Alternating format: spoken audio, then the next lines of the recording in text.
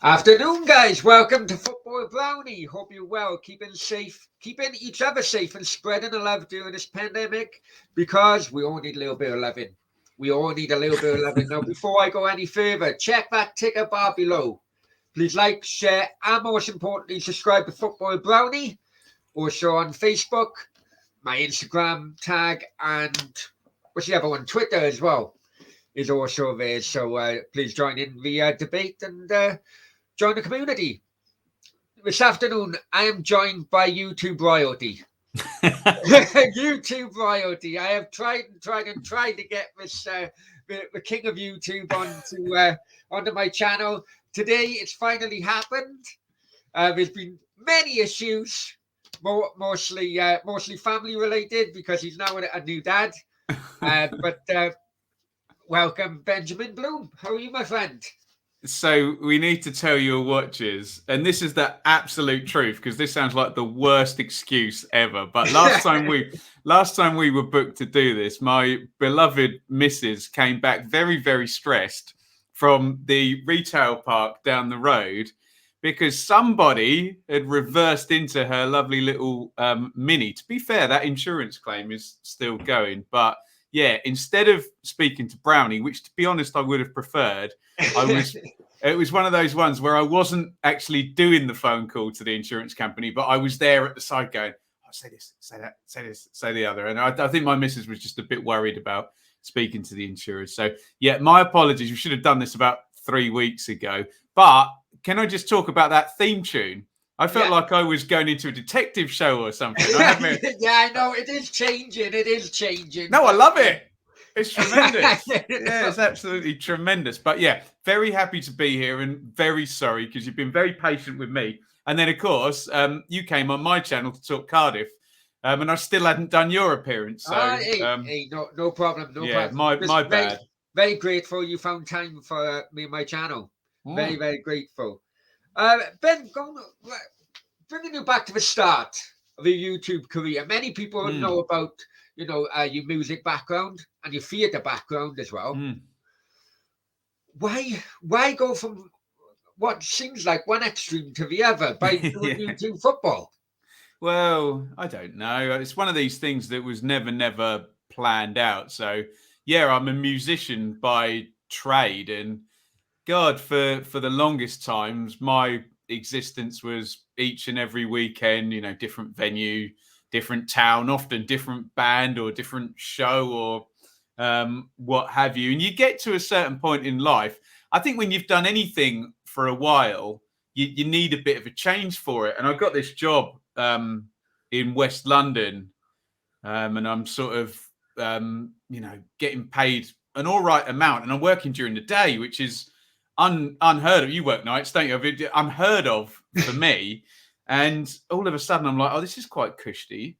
This is nice. I've got my evenings free. I can have a holiday every year and whatnot. So it's just one of those things where life changed that way. And then all of a sudden, I was the host and the founder of an Ipswich Town podcast.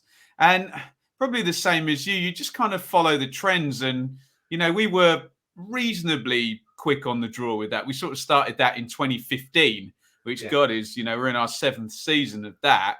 Look, the early adopters in the podcast world were going 4 or 5 years before that even. But as you know yourself, audio shows all of a sudden now, it's not that much harder to sit here and turn the camera on and film it. I mean, 5-10 years ago, this would have taken 5 different bits of technology, all the memory up on your computer and whatnot. So yeah, it went from a podcast side to the YouTube side, and then the YouTube thing started moving, and you just sort of followed what was happening, and people would catch on, and you do a little bit more and a little bit more of this, and all of a sudden I'm not just doing an Ipswich podcast, I'm watching all sorts of teams, and we're covering the entire championship, and the numbers of people watching are going up, and if people are enjoying it, you keep doing it. So no plan whatsoever. Since the lockdown finished, I have been out doing a few gigs, so I'm a very, very lucky boy. So I can kind of do do both things. So it's a very, very privileged life to sit here waffling about football and playing some songs, Brownie, eh? I'll be honest with you, Ben. I mean, I'm very late to the YouTube scene, basically because I had an ex-wife who always thought I was playing away whenever I was playing on my phone. So, I'm just wondering. I just wanted to thank you as a supporter of a championship team. The reason of my channel is also to inform people that there's more to football than the Premier League, La Liga, and Serie A. I do focus in different countries and the game in different countries now and then. And I come across your channel because I'm a supporter of a championship club. And I just think you've got an absolute niche market now. The championship is the fifth best supported league in the world, for what I've been told.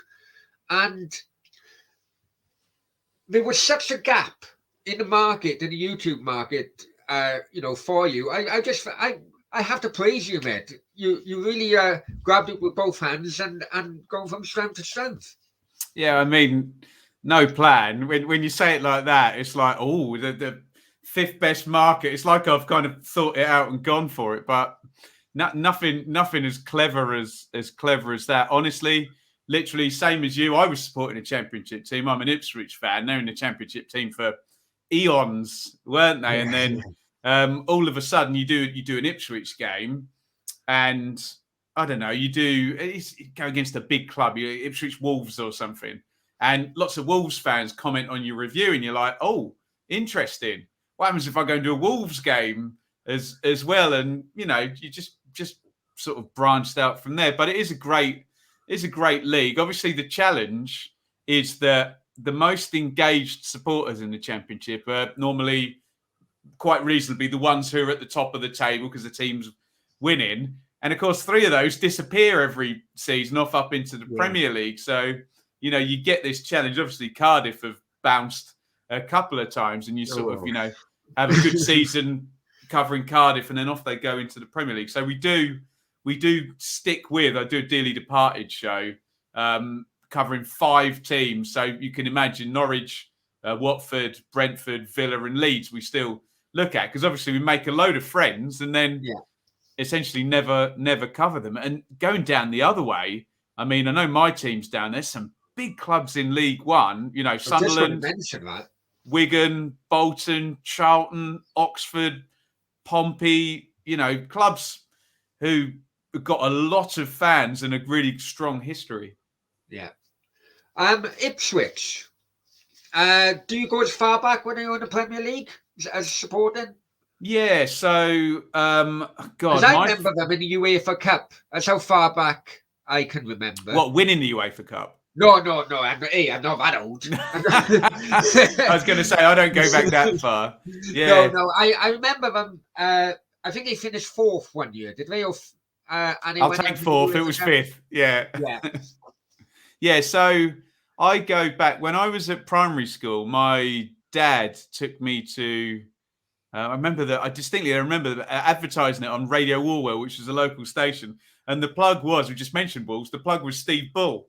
Who was playing for England, is going to be at Portman Road. So we went to Wolves, and my first ever Ipswich game was 0-0. There we go. And in the second Ipswich game, I remember, and you'll be able to date me from this. So this would have been 1991, 92, because Oldham got promoted to the Premier League at the game. They won at Portman Road. So, yeah, I remember the first Premier League run for Ipswich. Obviously, they got relegated in 94, 95, and everybody remembers the big 9-0 at Manchester United. But for a couple of seasons before then, players like Kiwomya and Dazelle, they were a good Premier League side. Ipswich have a mighty good habit of being in just the wrong place at the wrong time. And if they'd just stopped up a couple of seasons more in both of their Premier League runs, maybe they would have caught the gravy train. However, the 4 or 5 seasons when I really went to every single game, all the home games, all the away games, honestly, I wouldn't change it. It was George Burley. We lost in the playoffs 3 years in a row. Then in the 4th year, we won at Wembley, beat Barnsley, got promoted. And like you mentioned, then finished 5th in the Premier League. And that 5 seasons, I'm sort of, teenage years, just able to go on the coaches and go with your mates. And, you can be away from your parents a bit now when you're that age. Honestly, I know there'll be Manchester United fans or Liverpool fans who have seen their team win the European Cup or whatever. But those 4 or 5 years, we used to go everywhere, played really good football, attacked everybody, played the right way. Most weeks we won and then lost in the playoffs at the end of the season. It was just a really, really great time. And unfortunately, they were the real first team to go up to the Premier League and have almost too good a season in the first year and then just tank. Obviously, we've seen Sheffield United do the same thing very recently. I think maybe Wigan have done that in the past. And, just everything went too big too quickly. You're paying European players, fortunes and selling off the players that have come through. And honestly, Brownie, we never recovered because we were relegated in the season that ITV Digital went bust. So talk about wrong place, wrong time. I remember that. All 3 relegated clubs, Brownie, Leicester, Derby and Ipswich, all went into administration. It would be the equivalent of Cardiff having gone down, budgeted for the parachute payments, and 2 months into the season, just take the parachute payments away. You'd just be guaranteed to go into administration. And that was the case. But it was a great time. And there's a couple of UEFA Cup runs because we got into it the next season on the stupid fair play. We got the least yellow cards. We were in the Championship and in Europe at the same time. But I'm very, very, very lucky. I've seen my team, be promoted, win at Wembley in the playoffs. And then in that first season, we finished 5th. We drew with Man United. We drew with Arsenal. We won at Leeds. We won at Anfield in that season. So, there's a lot of Ipswich fans who are, 10, 15 years younger than me. All they've seen is a bad Championship team under bad ownership. And, I suppose, a bit different with Cardiff, isn't it? Because traditionally, they weren't really sort of, what would you say, top I 30 or 40? When I first started supporting Cardiff, they were 91st out of 92. They were. I was trying to be polite, Brownie. But very much like yourself,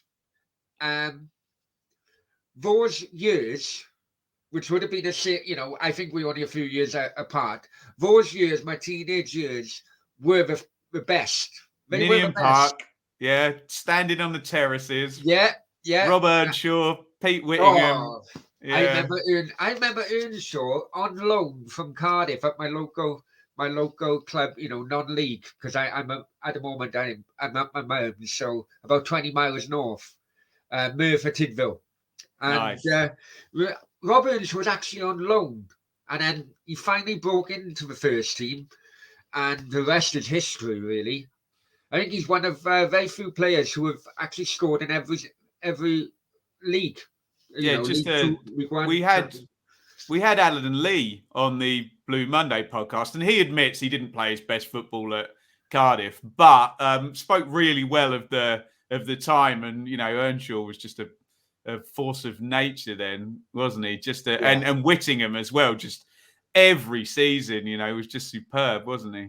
And we've had some real great players. James Collins, I remember coming through. James and he was Collins, just Danny Gabidon. Monster, wasn't he? Gabidon all played for the Welsh national team, didn't they? We even had Kasper Schmeichel on loan. But we wasn't Aaron Ramsey one of yours as well?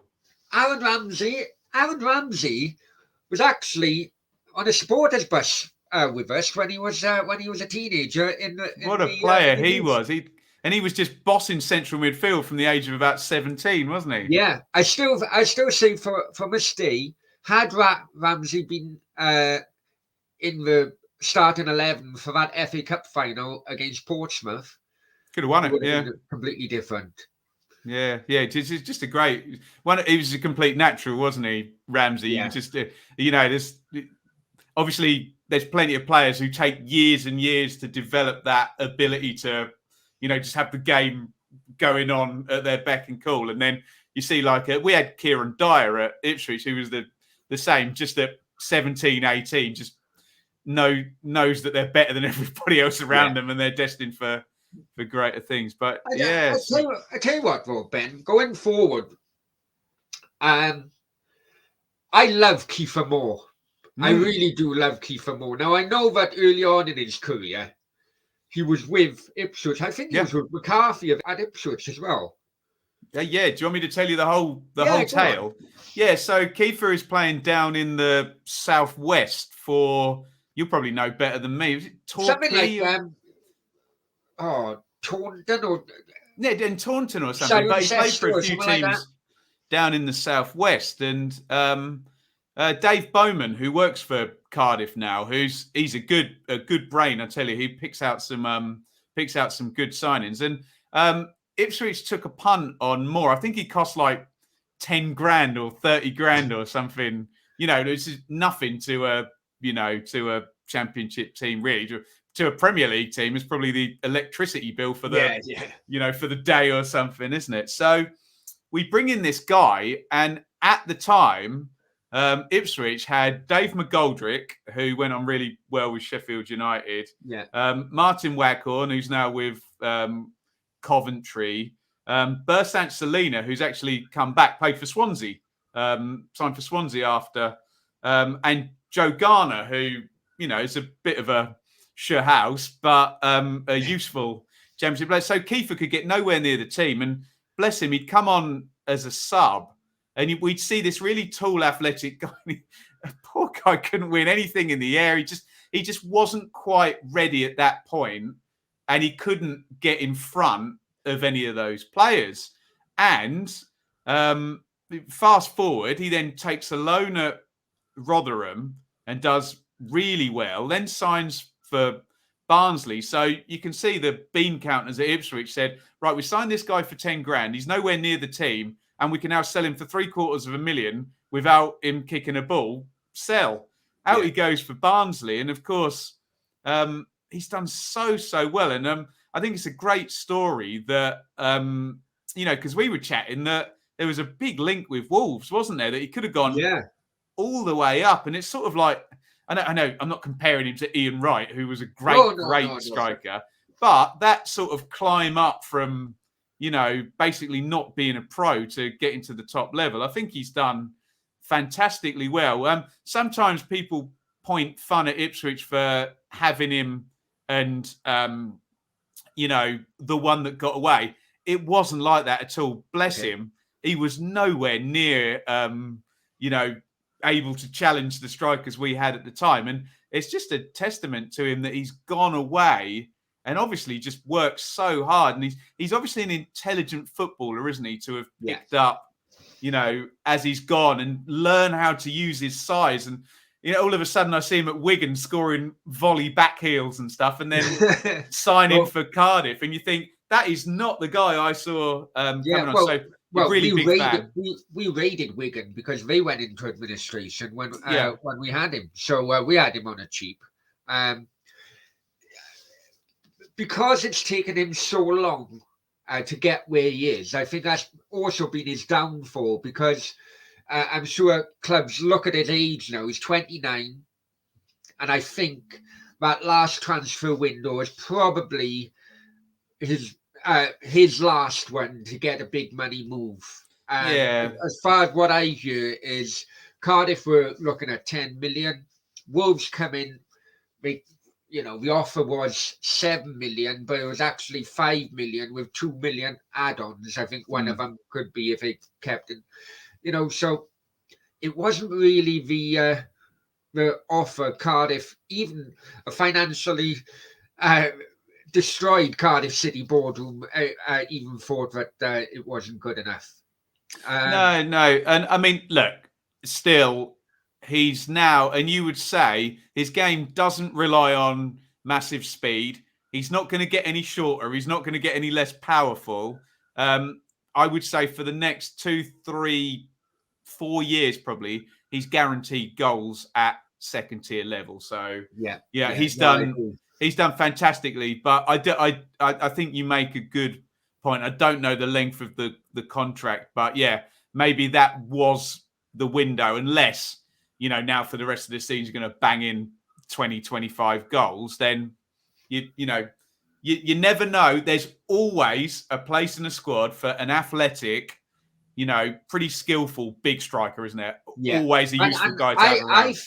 I thought because West Ham with Antonio, he got hamstrings like breadsticks. Really, they go. His hamstrings go every 2 or 3 months. I thought something like Kiefer Moore could have been a good plan B for David Moyes.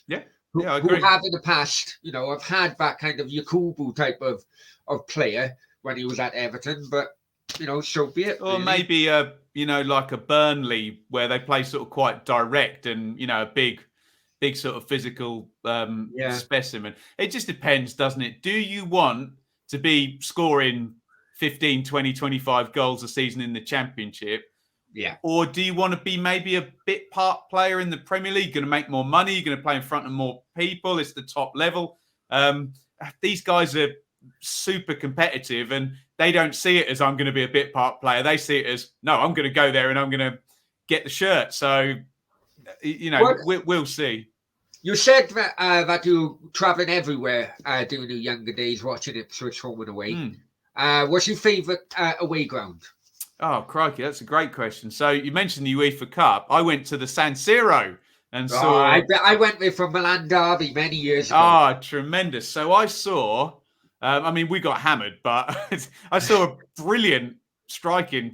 Christian Vieri scored a hat-trick. And would you believe the great Ronaldo, El Fenomeno, if I'm pronouncing it right, made one of his injury comebacks. He came on for about 10 minutes at the end. So I saw... the Ronaldo, the original Ronaldo. I know Cristiano Ronaldo may have surpassed even him now with his greatness. But away game. I love Villa Park. Is a real nice traditional stadium. Honestly, because of my age, I'm sure you probably feel a similar thing. I prefer the old stadiums where the stands don't quite match up and they're in the middle. Don't get me wrong. I'm sure if you spoke to an 18-year-old, they'd have a different view, and that's fine. I do like some of the new builds. Do you know, I like Derby. I always have a good time at Derby. I think that's a new build with a bit of character. And you say new build, places like Huddersfield and Derby now, 20 years old, those stadiums now. We still I was having exactly the same conversation with my mate earlier. I was in Cardiff, and we were driving past the Millennium Stadium, and I was looking, and I thought, the conversation we had, that cladding needs to be either washed or changed. And it's 21 years old now. It's called the Millennium Stadium because it was built in the millennium. Yeah, right. And it just doesn't dawn on you. And you're starting to visualize playoff finals, and as soon as I think of the Michael Owen goal for Liverpool against Arsenal, which is probably nearly 20 years ago. You're remembering those moments. But no, God, I suppose the best one would be Main Road, Manchester City. There was just, I don't know if you ever went, there was something about that place. My kickback stand was massive. Three-tiered one, yeah. And I actually saw Ipswich win there the first time I went there, and both times I went there were under the lights as well. There was, Manchester City's very different than, those two games I saw there. One season they were going on to get relegated down to the third tier, and Joe Royle had just taken over. And then the next time they got promoted, come back again, and went up coast to coast, back to back promotions. But that would, I'll probably say that just over Villa Park. but you can't go there anymore because it ain't there. No. I tell you what, rough area that main road was located in. We had to give a £5 to a little scallywag to look after the car, but that was the deal. Yeah, if not, you're going to get a dent in the side. With the South Wales Derby coming up on a weekend, is there any kind of how good is the tractor derby, or the old farm derby? Yeah. I know it's a bit. I don't like that. I don't like that phrase, but bit condescending, really, to people from that area. In my opinion, I know what you mean. Yeah, but no, it's Ipswich. What's those derbies like? What's the atmosphere like? Brilliant, absolutely brilliant. Look, I know people laugh and they point fun because it's Ipswich and Norwich, all farmers and out on a limb in East Anglia. But I tell you what, you go to one of those games, and I mean, I suppose I started going to those games at nearly at the right time, but through obviously our greatest teams, Ipswich were just dominant in them, and John Walk would score hat tricks, and generally Ipswich would beat Norwich into the 90s. Obviously, Norwich had a brilliant team in the late 80s. I think they finished 5th, and then in the early 90s they were 3rd in the first Premier League season. Well, then Norwich had Munich, didn't they? Did they?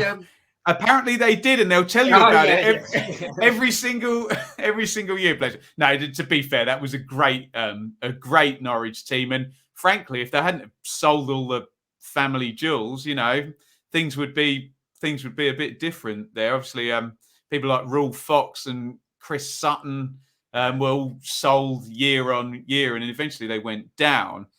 Then Ipswich probably had the better of it in those late 90s years, and then Norwich came back up. Unfortunately, for the last 10 years or so, two things have happened. One is that Norwich have basically been favourites in that game for probably the last, God knows, 10 or 12 years worth. They've been higher in the league and they've had better teams. The other thing is that all the games are on Sunday mornings at sort of 11:45, and I get it.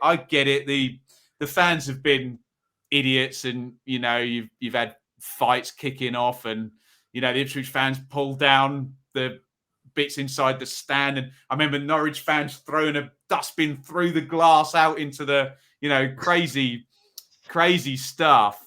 So I get it, and there's a lot of people who think, look, just stick it on Saturday at 3 p.m. or even on a Friday night, and get it policed properly. But yeah, unfortunately, football fans have a habit of if you give them a bit of rope, they will hang themselves in the end. So that's one of the reasons in which I refused to go to a South Wales derby. Last time it happened. Now, Swansea Cardiff is around about 35 miles between each other, 40 at max. Yeah, God. So Ipswich Norwich Brownie is 50-60, but obviously there's only one sort of big team in Suffolk and one big team in Norfolk. Yeah, I mean, it was, for example, 2:00 kickoff. I had to report at Cardiff at 9:00 in the morning to go basically 50 miles for a 2:00 kickoff. Wait in a car park, and it was horrendous. I vowed I'd never do it again. To be fair though, Brownie, your fans do have a bit of a reputation though, don't they? Well, I'm not going to comment on that. I'm not going to. I've seen some Cardiff Millwall and Cardiff Pompey and Cardiff Leeds action before in my time. Yeah, I know it. We're fun days, but that was the time, really. That was the time, and you know what? I remember I was God, I'm trying to remember when this was, probably like 2004 or something.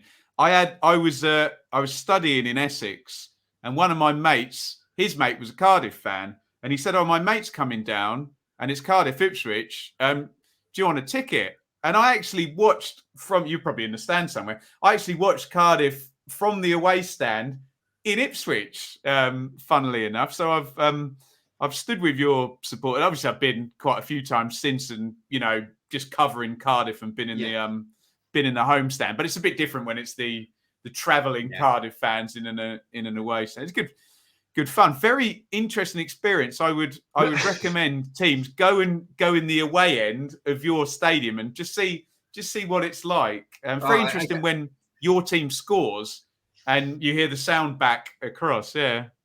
I know. I to be honest, I don't think I could compose myself if Cardiff did score. Just that little corner bit, isn't it? I'm not a lover of a new ground. I'll be honest with you.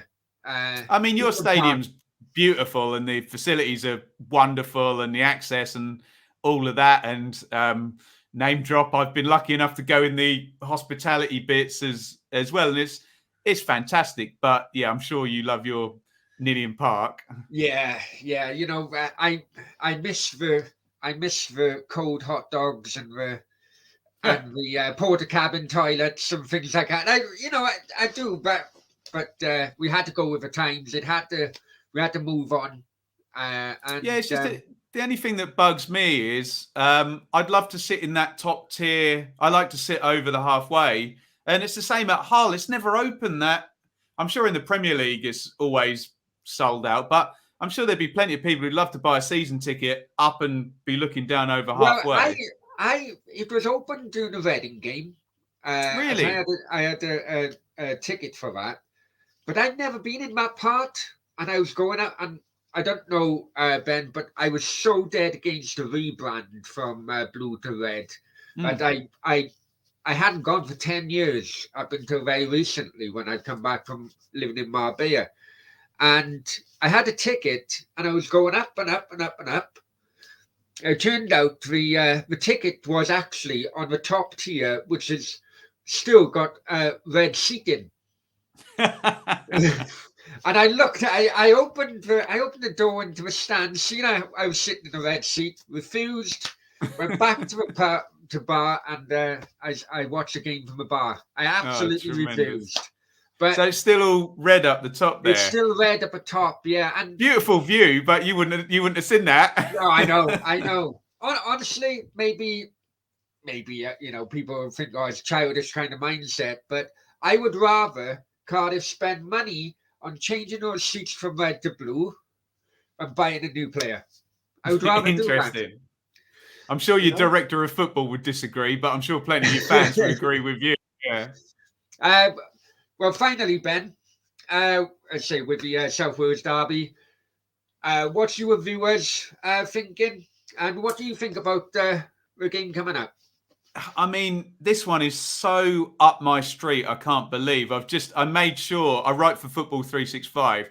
This is the game I've just filed my copy on, because just tactically, this is just brilliant that you get this Swansea team who are so concerned with keeping the ball, move the ball, get the wing backs forward, highest possession in the league, highest pass completion in the league, not quite clicking yet. And then you put them against basically the polar opposite, a mix like double down on sit in, three at the back, fold the fullbacks in, but lethal from set plays and throw-ins. And can they play the channel quickly if the Swans wing backs are forward? Can they get a Giles down the side and Kiefer Moore in the box? And doesn't matter if you've got 25% possession if you can do that. So in the best case scenario, could be a brilliantly fascinating matchup.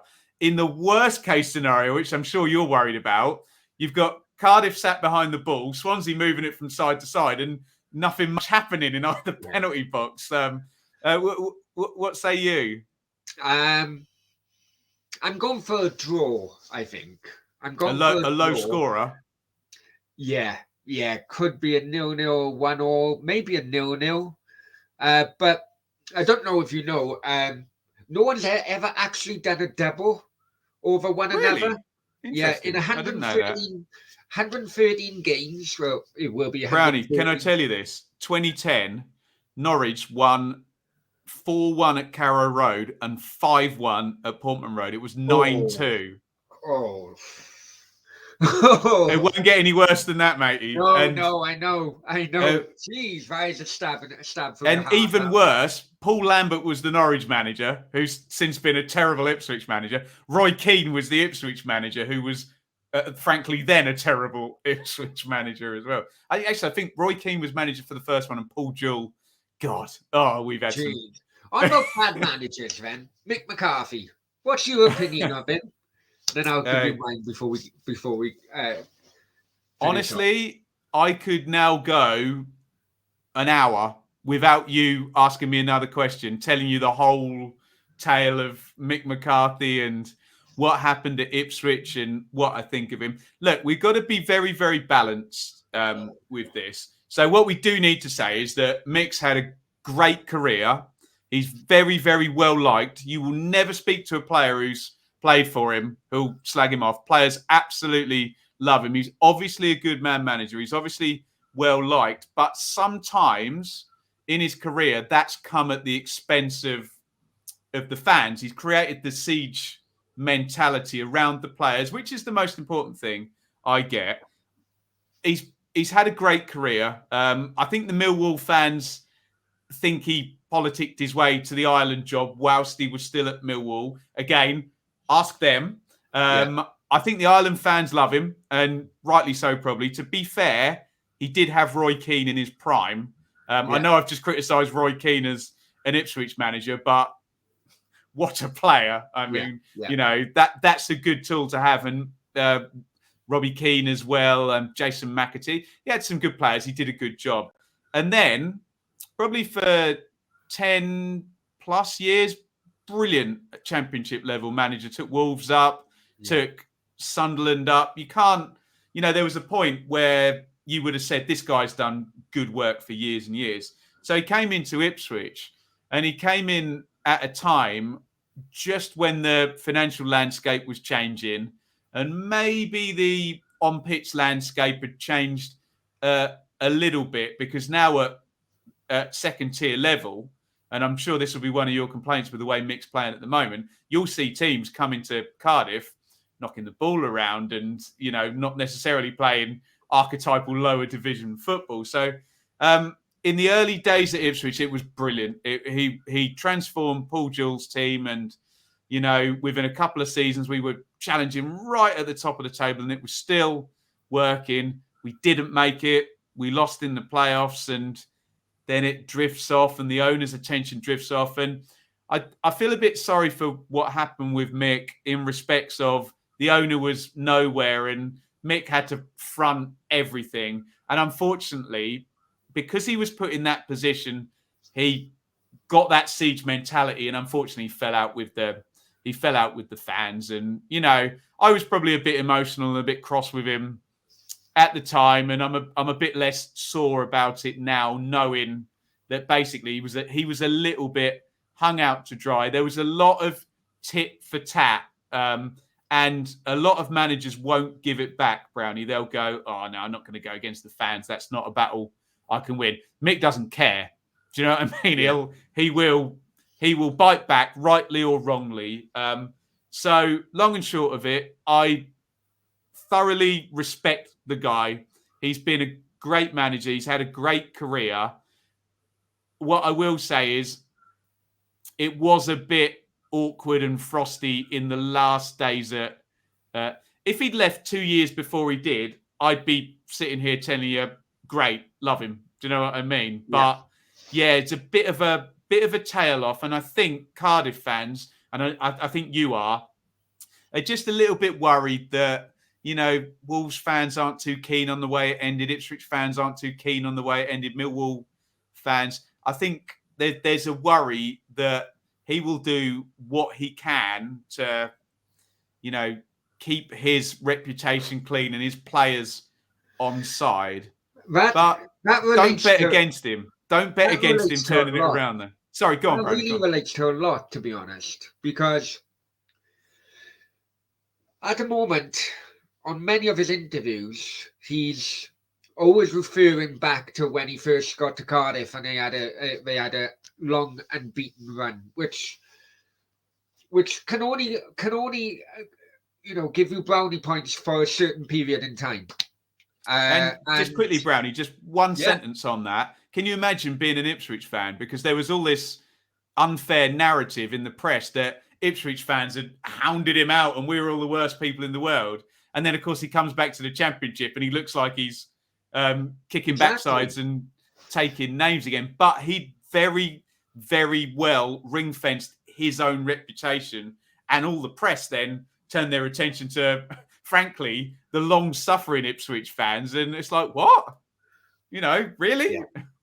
Yeah. No, honestly, but many of us, we had the Harry Wilsons, we had Old Jones, so we had lone players who were no longer with us. But what I did pick up from your answer there, Ben, is very similar what's happening to Cardiff. We haven't heard from the chairman since before the season. We haven't heard from his psychic board members since before the season started. Now the season started and we've got rid of many of the flair players. We've got Josh Murphy on loan to Preston. Got rid of, we didn't, loan players, as I just mentioned, have gone. And they seem to be hanging Mick out to dry from here on in because they can see the writing is on the wall. And sorry, let me come back. I mean, I would feel very sorry for him if that happened again and he was in the middle again of the Cardiff ownership and the Cardiff fans. Just from a position of empathy, is that, oh my God, it's happening again. The problem is that's his level now is not quite 2 years ago, Cardiff is a top job because they've just come down. They've got the year one parachute money. Whereas when Neil Harris goes and the parachute money's going at the end of the season and all of that, it's less of an attractive proposition because you're going to have to refinance everything, despite Cardiff being a sort of big club. I completely agree. Championship terms. So unfortunately, that's the level he's at the moment. He can't quite get what would the jobs? It would have been West Brom. He would have wanted. Who else came down? Fulham, that was available, and Bournemouth. They were all available, weren't they? And I suppose Cardiff's the next maybe a Stoke or something. But that's the level he's at. I wouldn't like to see him get hung out to dry. But surely he's learned lessons of what happened at Ipswich, where you're fighting against the tide of maybe owners that don't want to spend and fans that want a bit more ambition. He'd be mad to let himself get caught in the middle of that circus again because it's not nice, Brown. It's toxic, and the manager's just trying to do his job, and like you've said, gets hung out to dry in the middle. So I would have sympathy if that was the case. Yeah. Well, just to finish off, I hope that on Sunday he does exactly the same as he did. When I remember watching a Norwich Ipswich derby when I know Ipswich what you're scored, and he gives a big F off to everyone watching.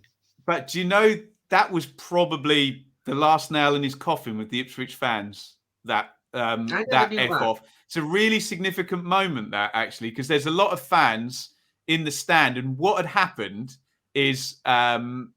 So we were playing, Dominic Iorfa, he's at Sheffield Wednesday, and we were playing him at wing back, and it was Bersen Selena actually, and Mick decided to take off a right back and put on a right back, and there was a snarky chant from the Ipswich fans, and then of course we went and scored.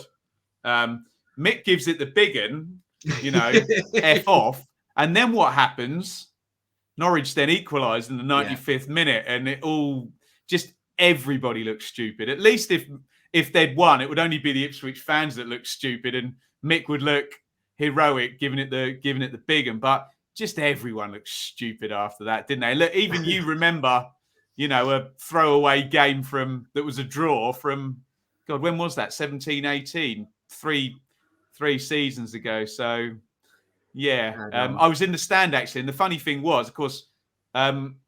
We had no idea that it had happened in the stand but then Sky TV got close up of it and stuck it up on the screen. Of course they did, didn't they? But you laugh, but a lot of people were a bit irked by that. And then he never came out afterwards and said he could have given a kind of non-apology. He could have gone, "Oh, heat of the moment, local derby. It's all a bit emotional. Probably shouldn't have done it." Even a half apology, but nope. As Mick being Mick. Yeah, and it's served him well, hasn't it? And look, we were talking about Neil Warnock, and you've had Neil Warnock as well the other day, who's in a bit of bother at Borough. And you never bet against these guys, though, do you? No.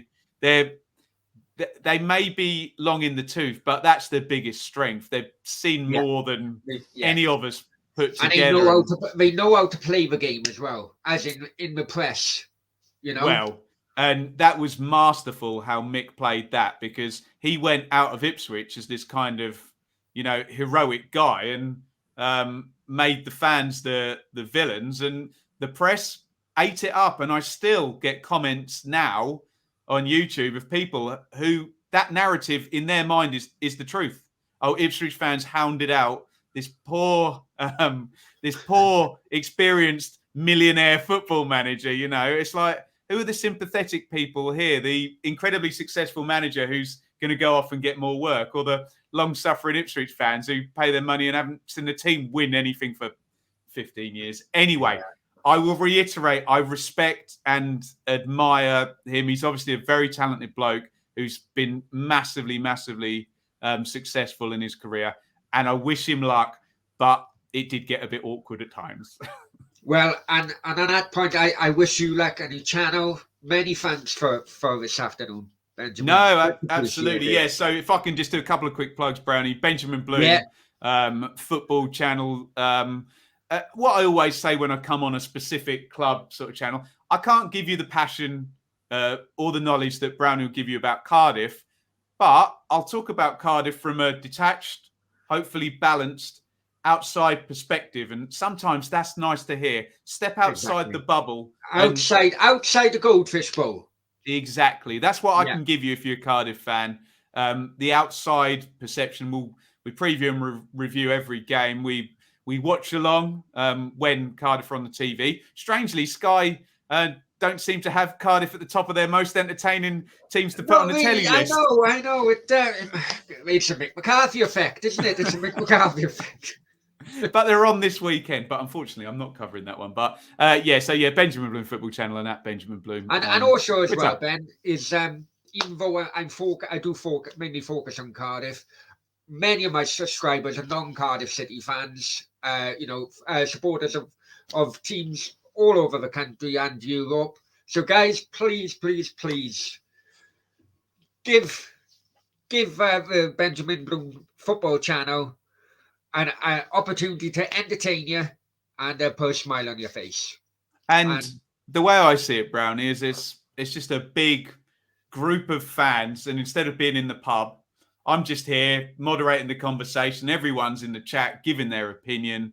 As long as you don't insult anybody or break any laws, anything goes. We believe in freedom of speech. Everyone's right to have their say. Come and get involved in the debate.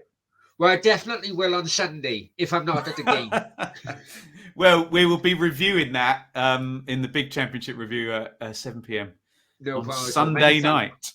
And do check out the preview, football365.com. Should be going up about now. I'm definitely going to check that out. And in fact, when I do check it out, I'll put it in the description as well. That'd be amazing. Thanks, Brownie. Okay, thank you very much. Guys, many thanks. I'm sure there'll be a few more videos before the big game on Sunday. Come on, Bluebirds. Good luck.